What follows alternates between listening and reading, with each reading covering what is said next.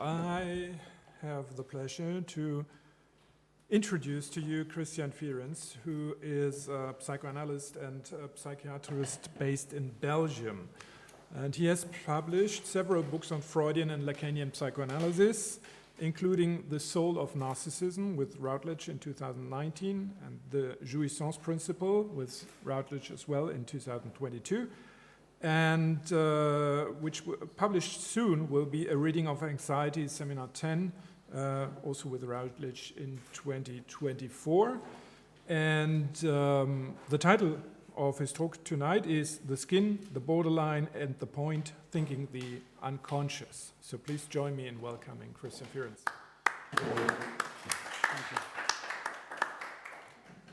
Thank you. A hint. The skin is a surface, the borderline is a line, and the point is a point. The boundary of a volume is a surface. The boundary of a surface is a line, and the boundary of a line is a point. So first, the skin as a surface, forming and transforming the border. Life is a tridimensional being inside a tridimensional world. None of them are quiet and still. Violent gales and gusts of winds from all directions shake them. Yet, life is weaker than the world. It would not survive without a protective surface to shield it against the attacks of the world. Such a surface is the skin. It has two sides. The first one is directed towards the intimacy of life, and the second one towards the outer world. It would not exist if it were not the remnants of an enduring war between life and the world. The surface is not just a protective device or a wall. The skin remains sensitive to the aggressions of the world, i.e., sensation coming from the outside. Besides its protective, shielding function, the skin also performs the function of collecting informations coming from the outside world and acts as a screen. Such a narrative could apply to the variety of border types. It highlights the various forces in play on each kind of border. Action is exerted from the outside to the inside, and reaction from the inside to the outside. It would be preposterous to imagine a world devoid of borders, as it would be bereft of any forces. So, the first approach of the ego as a living being. Before expounding such an approach, I would have to state that I do not quite agree with the biological conception of the ego as a living being. Not so much because the ego would not qualify as a living being, but certainly because it is much more. It is a speaking being, and we have to approach it as such. It would be my second approach. However, according to Freud and Didier Anzieux, the ego could be viewed as a biological skin. Firstly, as a shield against attacks, and secondly, as a screen to receive bits and data of information. As a shield, the ego operates as a stronghold, the master of the defense mechanisms. Moreover, it is meant to ward off various inner forces, the so-called instincts. To fight such inner forces, a further wall must be put in place, and two opposing forces, for example, love and hate, must be pitted one against the other. If, in assessing the situation, the ego deems it necessary to repress hate feelings, it will provide love feelings to counter the hate ones. Anti-cathexis of exaggerated love, counteracting the cathexis of strong hate. This creates a primal repression acting as a border between the repressed hate and the repressing love. So the ego is setting the primal repression, and then afterwards the unconscious is just the primal repressed.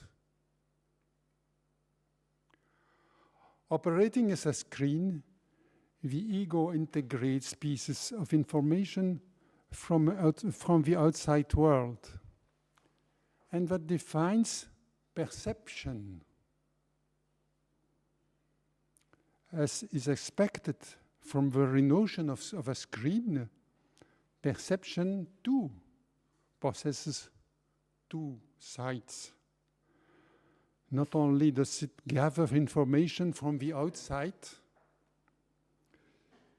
it also receives information from within, i.e., from the world of instincts, and that defines hallucinations. Hallucinations do take an active part in the process of perception. The ego, as the device of perception and hallucination, is created and recreated by both perceptions and hallucinations. Now, criticizing this conception of ego. This notion of the ego may apply to all and every living being. As a result, they all possess or could possess an unconscious rooted in the primal repression. But it is neither the unconscious nor the genuine ego of psychoanalysis. The most interesting feature of this conception can be the processual formation. The tool of perception, the screen, is just the deposit, like a limestone deposit, of the previous perceptions. The tool that enables current perceptions is formed by primal perceptions. In the same perspective of formation, Freud says in his introduction to narcissism that the ego is not more than its development, i.e., the process of developing itself. It is the temporality that matters.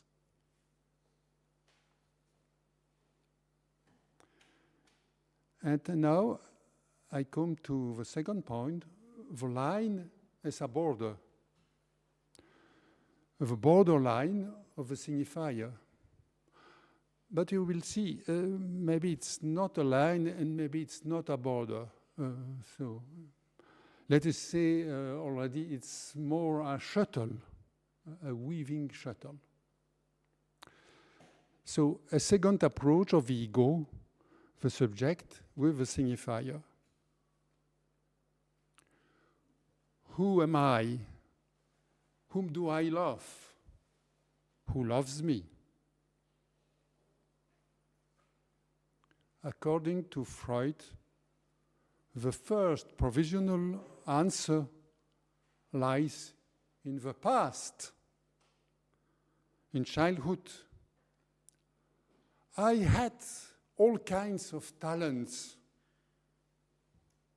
This is the ideal ego speaking, ideal ego. Or it is the expression of the so-called primal narcissism. Probably it is just a fantasy, just imaginary. At any rate, it is bound to be lost. The ideal ego is lost, as would be any event in the past. The question is now, how can I retrieve this ideal ego? I can recover it through its repetition in the future. So, and we hear of repetition early in this afternoon. The result, however, will always be different, as this repetition in the future just projects an ideal. And so it is not the ideal ego, it's the ego ideal. It's quite different. The decisive difference between the ideal ego in the past and the ego ideal in the future lies in the future that the ego ideal remains by and large unknown. Ego and its current question dwells in the present time, whereas the ideal ego resides in the past and ego ideal in the future. These are the three moments of the movement of narcissism. Given this type of structure for narcissism, the ego only becomes a true subject while it is rooted in the signifier.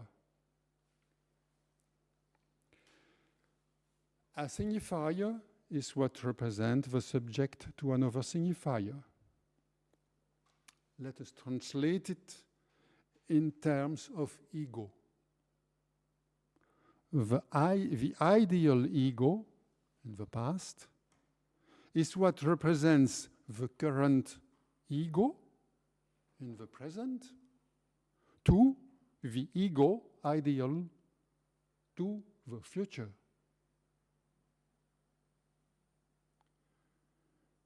The expression a signifier to another signifier does not denote a surface. It is a line, and a temporal one, and it represents the subject. This line is defined by its journey moving from one signifier to another signifier. Whatever the first signifier may be, the other signifier may be found in the repetition of the first one. In such a repetition, the signifier loses a large part of its imaginary connotations, as we can see in the passage from the ideal ego in the past to the ego ideal in the future. This other signifier, the ego ideal in the future, is enacted through the disappearance, the vanishing, the dimming of its imaginary sides, as regard the question of what it means the big other has no answer to offer. It is barred.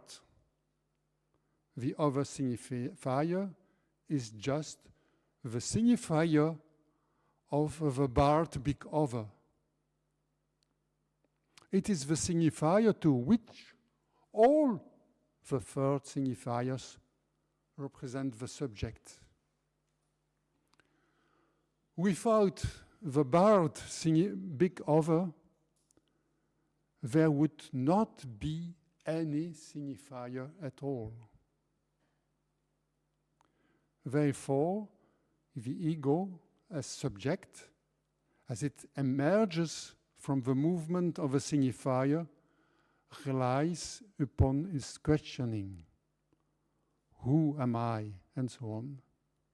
And its provisional answer, i.e. the first signifier, more importantly, upon the repetition of a first signifier. And we have heard what repetition means in the beginning of the afternoon with Kierkegaard. So, the vanishing of its imaginary meaning.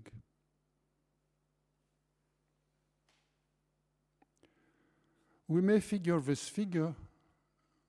this movement of a signifier using a line. But more to the point, using an interior 8.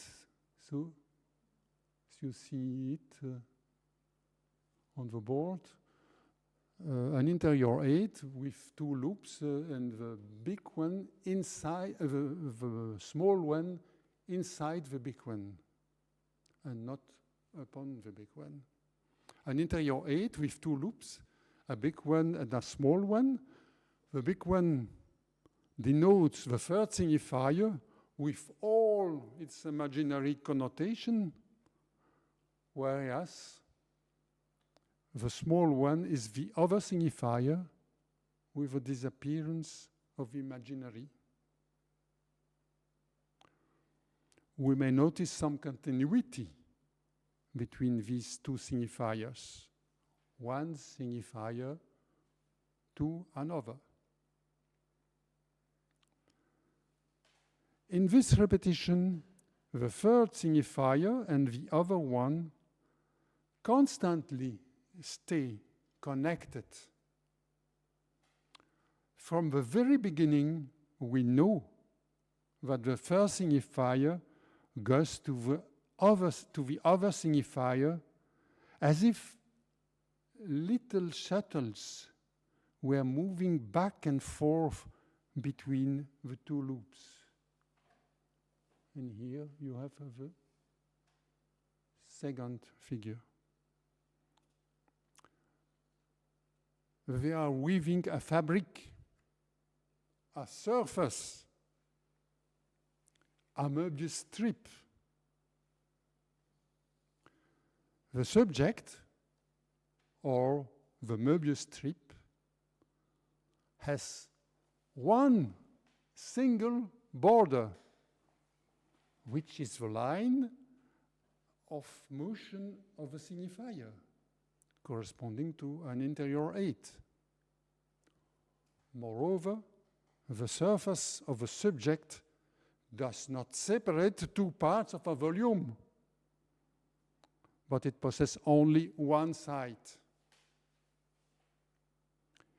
It is by no means a border, in contradiction to the biological conception of ego as a skin.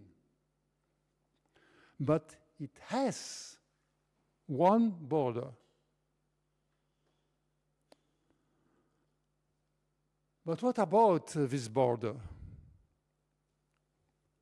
If we wish to delete the only border of the surface, we can close the gap by another two-sided surface which represent the object A.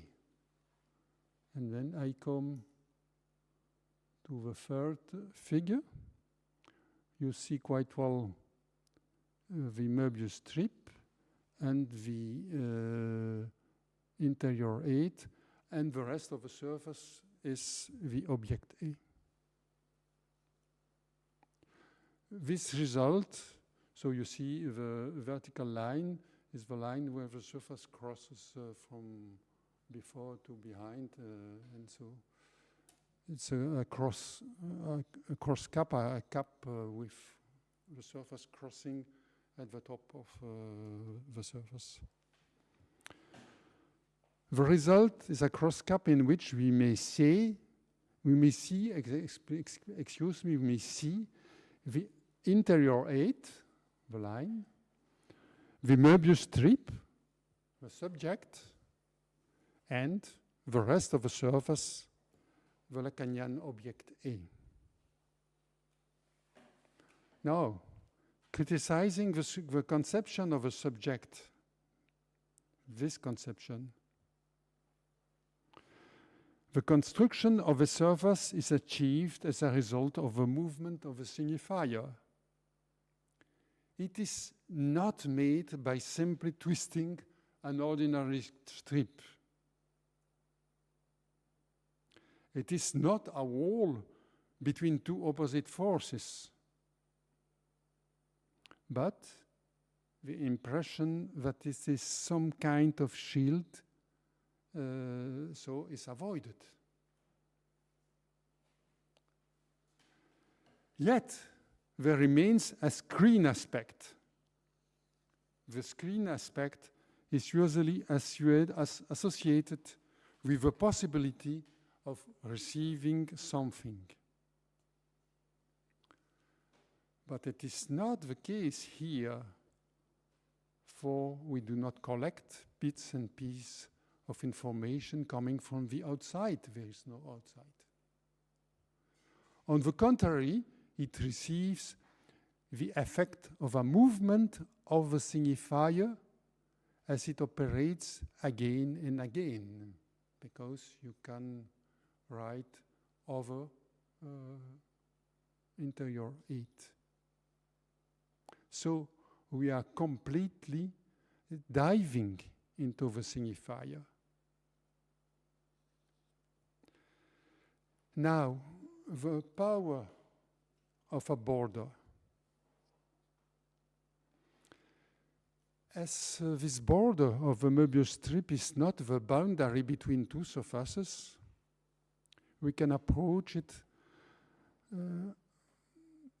by its neighborhood, or a little strip of surface running just beside this border, the border of the Möbius strip. Let us cut up this little strip of the Möbius strip.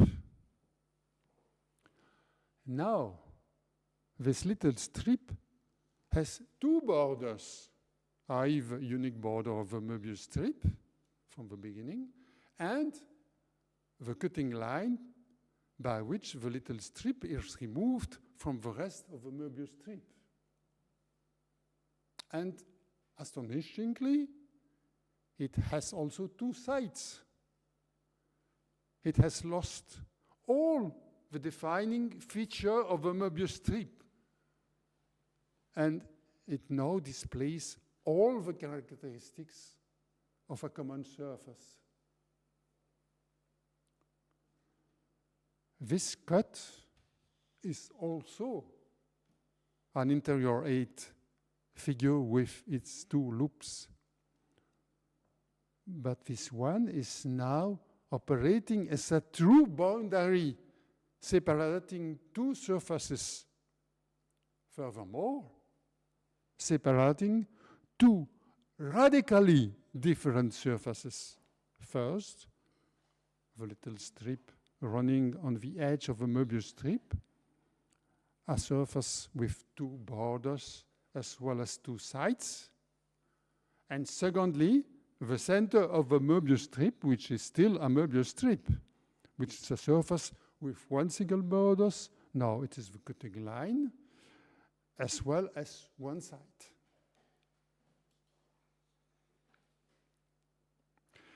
If we have these two different surfaces, we may ascertain that both depend on the signifier, as the borders result always in one or two interior 8s. With the action of cutting along one line, we have cropped or trimmed the Möbius strip. While undergoing this cutting process, the Möbius strip displays the same shape, while the cropping of trimming, is an ordinary two-edged and two-sided surface. We may repeat this operation with a central Möbius strip. We may repeat it indefinitely with the same result. The trimmings are always ordinary surfaces. In such a reiterated process, the Möbius strip becomes thinner and thinner, and the Möbius part ends up disappearing step by step, but disappearing. In the end, there will remain just a median line in the strip. The median line is the core of the strip, Möbius strip. Surprisingly, should we cut directly the Möbius strip by the median line, the Möbius strip will instantly disappear completely. But now, the unconscious. Where is the unconscious? And this is the questioning of Freud. With the first approach of the ego, you remember, the biological one, it was easy to locate the unconscious. It was surrounded by a wall as a result of the primal repression process. This wall delineated a clear distinction between the field of the unconscious and the exterior of a wall. And in this manner of thinking, it was possible to know what was the unconscious. It was in the process of knowing, in the process of knowledge. In a completely different conception, the second one, the unconscious is shown to be inherent to the process of a signifier, which is located in the interior 8. In this conception, The language is the condition of the unconscious. Without the mediation of language, the unconscious cannot exist at all. Now, we can fathom the Freudian dilemma of the unconscious. On the one hand, the unconscious is a temporal quality of a given representation. On the other hand, the unconscious is an area, a space, where a representation can be written, and with the right interpretation, the same representation is written twice in the register of a conscience and in the register of the unconscious. Let us examine first the time conception. The conscious and the unconscious are just qualities to be acquired or forsaken for a given representation. The imaginary side of the first signifier is conscious or preconscious, and it is easy to grasp its meaning. While passing onto the other signifier, it becomes the signifier of a barred big other, and it loses all its imaginary connotation.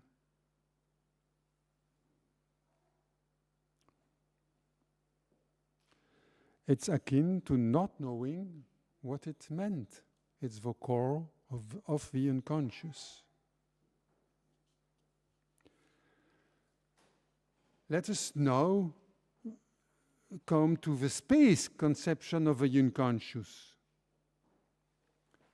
The interpretation endeavors to catch some bits of signifiers, in other words, edges of the Möbius strip, and it collects them as trimmings. They have two separate sides of inscriptions, conscious and unconscious. The double inscription is a product of the interpretation, cutting in the movement of the unconscious.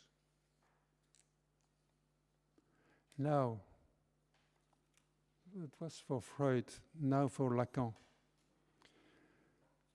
The interior eight as the borderline, and that is, I am speaking of the unconscious with Lacan. In his seminar, Identification, while explaining the signifier, interior eight, and so on, Lacan regularly referred to neurosis. His audience wondered why Lacan did not speak about psychosis, perversion, and normality. His answer was clear. He always spoke about normality. And he says, neurosis is normal. Psychosis is normal, perversion is normal, and normality is the structure of the signifier. In other words, the cross cap with one, its interior eight, the signifier. Two, its Möbius strip, the subject. Three, the surface of object A. And the only difference between the three psychopathologists is that each stresses a different part of the structure. Psychosis stresses the Möbius strip, neurosis the interior eight, and perversion the object A's surface. At any rate, we have to work starting from a line of a signifier, the interior 8, that initially generates the Möbius strip and subsequently the surface of the object A. No matter the issues, normal, psychotic, neurotic, or perverse, we are immersed in the signifier, and the neurotic line emphasizes the line between the two different kinds of surfaces. The borderline is no longer a mix-up of various psychopathological categories.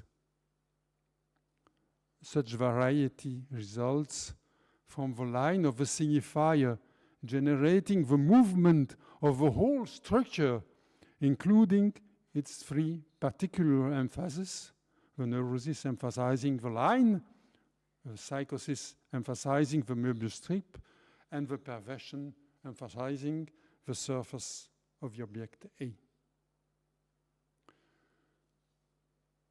But what are the consequences of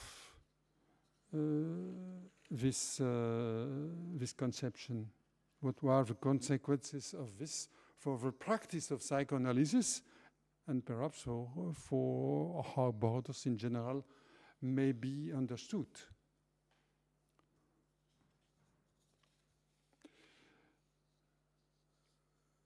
So, practice of a border, the surface, line, and the point.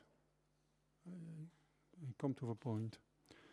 We have seen two different approaches to the subject. The first one responds to a biological point of view, and the second one responds to the language, more precisely to the signifier. These two approaches imply two distinct manners of practicing psychoanalysis, largely intertwined, but quite different. The first one, the biological ego, focused on topography. It is a question of space.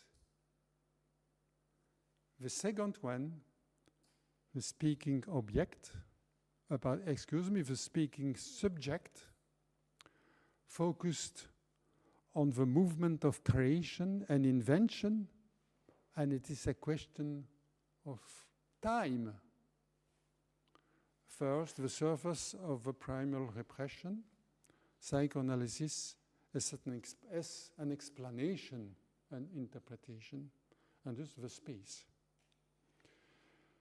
The first manner of thinking the ego supposes firstly different given things, reality of given things. Secondly, the relation. And thirdly, the unconscious as a question. First, we encounter the winds and attacks of the world against the fledgling embryo of life, which already had some instincts to counter these attacks and save his life. Secondly, the opposition between these two kinds of forces, outside and inside, leads to erecting a skin, a wall, a shield, and a screen. And thirdly, in such a topological setting, there is a possibility of a special wall, i.e. the primal repression inside the ego, inside the life. And fourth, the primal repression circumscribes the unconscious. The practice of psychoanalysis consists then of taking stock of this condition, crossing the border of a repression or bypassing it. This is a practice aiming at bringing the unconscious into the space of knowledge, a second inscription of the unconscious in the field of the conscious. So a practice of space and of knowledge. Second, the line of a signifier, psychoanalysis is a door towards invention, and that is the time which matters. The second manner of thinking about the subject requires, firstly, a question, and that is not a reality, it's much more real. Secondly, the movement of this question produces differences inside itself. And thirdly, an invention. We start with a question and we move forward to an invention. Firstly, the question of a signifier and the ego. Secondly, the relation between two states of a signifier, or the relationship between the ideal ego and the ego ideal. This second step into the development of the ego, of a process of a signifier, neither aims at implementing immutable objects, beacons, or borders, nor does lead to knowledge. On the contrary, we stumble across a void inside the ego ideal and the second signifier. It ushers in a new manner in approaching the unconscious, not understanding, but stumbling into the formation of the unconscious, not at all aiming at thoroughly interpreting them, but with a prospect of a movement, a step towards the invention. Here, the practice is completely focused not upon a field, but on the future, with the prospect of the invention inherent to the so-called unconscious. It is a matter of time that begins in the future and not in the past, as with the first approach of the ego. But how is it possible?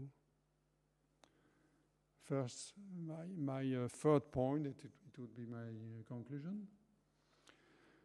We are used to thinking that there are some given points in the structure of any subject. This would be reality points. In so thinking, we are missing the point. There are no such point at our disposal, either in the clinical approach or in the conceptual approach.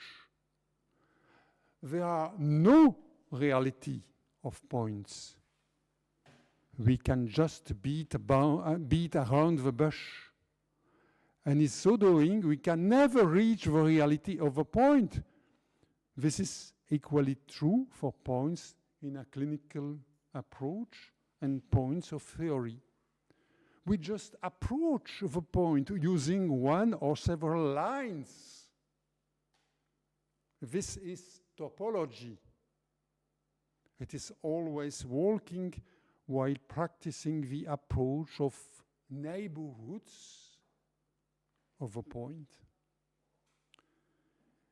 In the biological conception of a border, we think of a point as being part of an ordinary surface.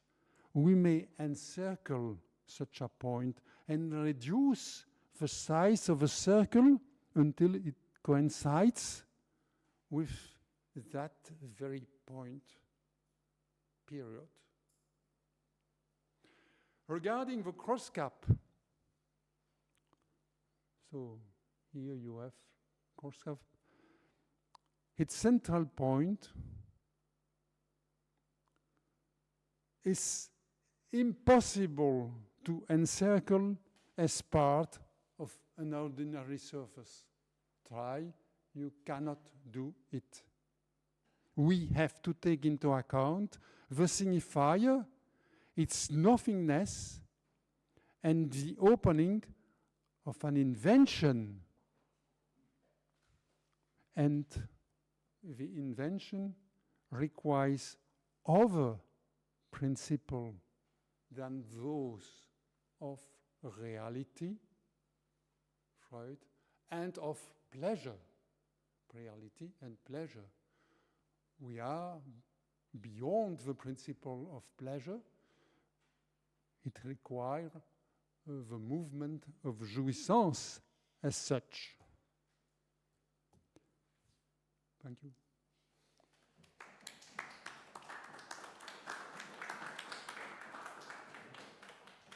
Thank you very much. Yes. So we have time for questions.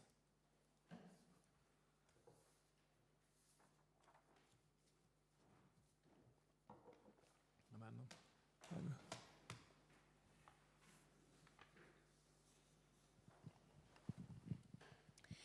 First of all, thank you. I really enjoyed that, and I'm still I'm going to be thinking about it for quite a while. Now, I think my question has to do, on the one hand, with some of the things you were saying at the end, and a kind of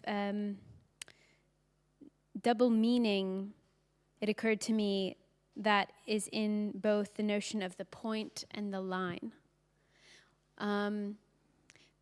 You said something like, well, we can only approach that. You said, first of all, there are no such points. There are no points in the structure of the subject.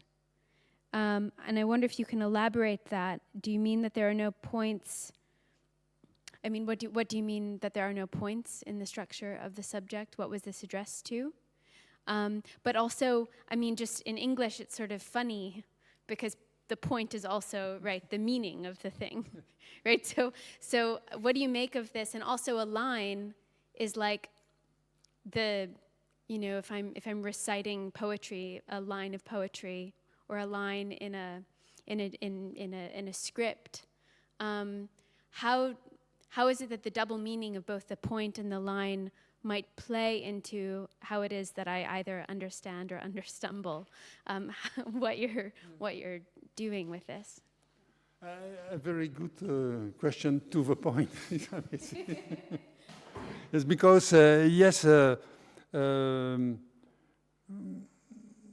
if we want to approach something very important for psychoanalysis, so the question of a point, with the structure, it is not possible to encircle the point with a surface, common surface, a common surface. You cannot do that. You can do occasionally a single circle, but it will not separate two surfaces. And we will remain with one surface, and this one surface is not a common surface, even if it has two sides and one border. It is the surface of the object A. So we go back to the surface of the object A, and with your introduction to the object A. So it is impossible to not use the movement of a signifier in approaching this point.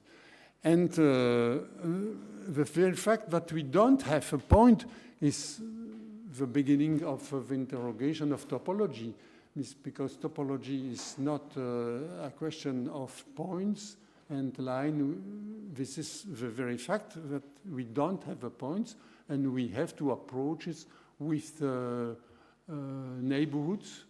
I don't know if it is the same word. In French, it is the same word.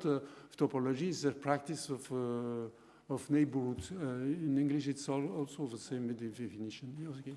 And so the neighborhood is approaching with the line going around the point, but going around the point not as a common surface, but as the question of signifier So the question of poetry, as you said, the question of poetry, you quite rightly spoke about poetry, because it's just the thing. We cannot go to the center of what this poem means. It's always the movement of a signifier. And so I think it's a very accurate question, because it's point of the essence of a practice of psychoanalysis in coherence with poems and with topology. I think it's we are here at the core of psychoanalysis. If I have one other question separately, I was curious about how repetition functions from the movement, as you gave us, from the inner eight to the cross cap or from the inner eight to the Mobius strip to the cross cap. Is there a movement of repetition from one of those, one to the other, or I mean, is there a kind of repeating of the same structure that like opens out so that you can get from one to the other via repetition, or is that something like a repetition? I don't know. Yes, I think it's an idea, first of all, because we don't catch the other signifier as such. We don't catch the signifier of a bad big other. We don't meet the signifier in the nature. So we have to catch it while listening to the signifier. And this is the only manner to have a signifier, to listen of this manner. So with the repetition. And we can have it in the practice of psychoanalysis while the analysant speaks. So first session, free session, he does not repeat himself. But after 3 sessions is finished, he said everything, and he repeats himself. And so the repetition, we don't have to find an interpretation of this repetition. On the contrary, we have to find that this repetition means less and less. And then to promote the movement of a signifier and to invent something new. And so I find so interesting that you emphasize this in your paper, because it was the repetition as the void. And you can explain that in another sense when somebody repeats always the same thing. It does not mean anything at all. If somebody says I love you, I love you, I love you, it does not mean anything at all. He repeats it always to everybody. It does not mean anything. Or you can find also the repetition as inherent to the repetition a contradiction. For example, if you take the example of Freud in the negation, Verneinung, this woman is not my mother. And Freud is, this person is his mother. It's clearly a contradiction. The matter is not to prove him that it is his mother. The matter is to see a contradiction is in what he said. There is a contradiction in his mother, because this person, his mother, is contradictory, and then he has, it is the place to invent a new form, a new relation to his mother, and another another manner to get in touch with women in general and so on. But it is changing his position and not explaining that this person is his mother. And so it passed through the contradiction and the disappearance of the interpretation of his mother. The question, Helmut?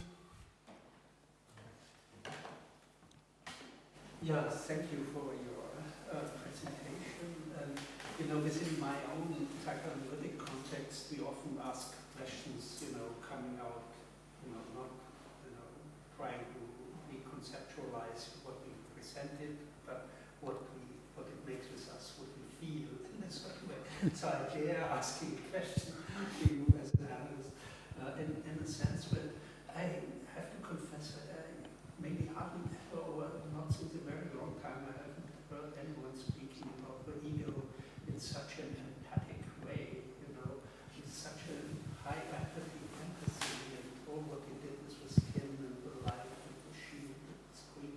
And so on this layer, you know, how this, you also speak with a lot of empathy of the inner eight and so on pure models, but there was still, you know, but is this kind of concept, the biological concept of the ego, then for you, does it still represent something in an interesting way, or has it been overcome? Because what, you know, what we learn usually is that, you know, biological ego is you know, a fallacy, and is, you know, the linguistic model is, you know, transgressed in a certain way, and we don't need it anymore. Or, you know, so that's why I would be interested if the ego is still, you know, on the practical, but also on the conceptual level. This kind of, you know, this original biological idea of the ego is still of any value. For me, it's not relevant at all. The conception of the ego as the skin. It explains something. But I think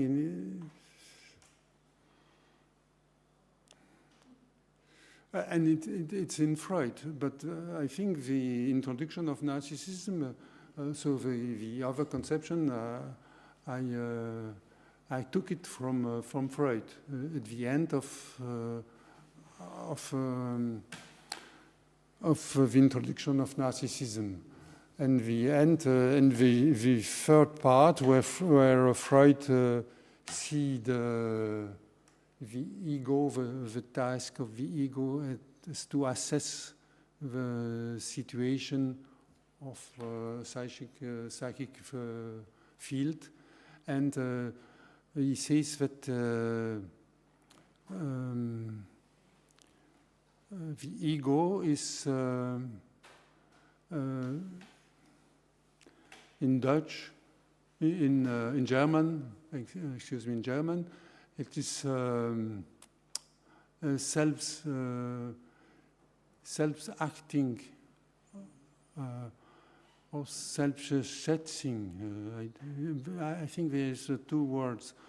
But I think it must be translated not as self-esteem, but as self-estimation of the assessment, what is to assess everything.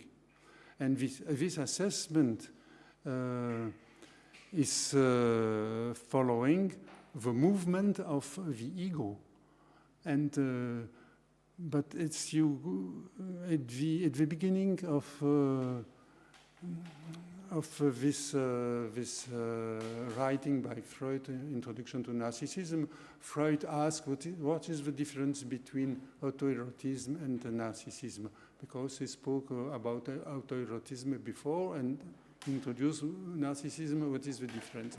And he says, I will not answer here, but he answered just at the end of the article, telling this narrative. I explain a little bit largely with the movement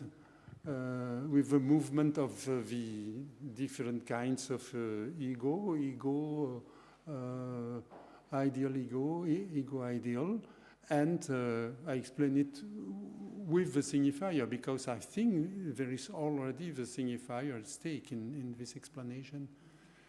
And I think it's much, much more accurate in the practice, instead of trying to find if this guy had a lot of talent in his childhood. It does not matter. What's matter is what he is aiming to in the future. What can he do? And so it's the ego ideal, which is the more important thing. It's a repetition, but it's a repetition which is a void. He has to invent it, not to try to be like Mozart. He thought he had all the talent to be a great musician, and then forget it. He had to invent something new and much more interesting. Okay. Although we are a bit over time, maybe I can very quickly also add a question, which goes back to your first drawing, actually, about the signifier, because now you were referring to the ego ideal once more, and I was wondering, yes, this one.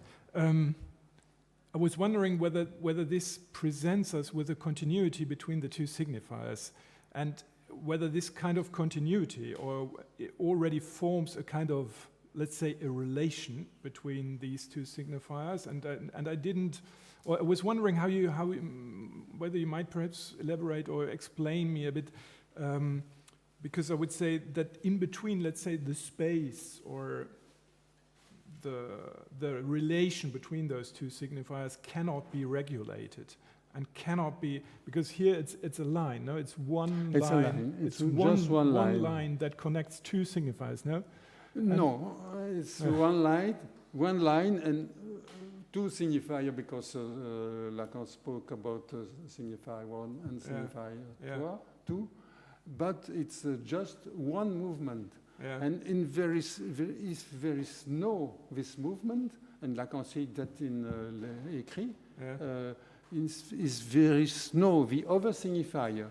And he explained clearly that this other signifier must be the signifier of a bar big over. Yeah. It's in subversion of a subject. He explained that clearly. If this is not for the second signifier, the first signifier is not a signifier. So this is the movement of the two. To have one signifier, you have to have two signifiers. You have to have this movement. Okay. Yes.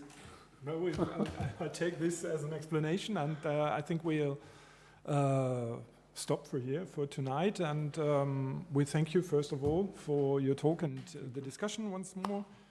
Thank you. And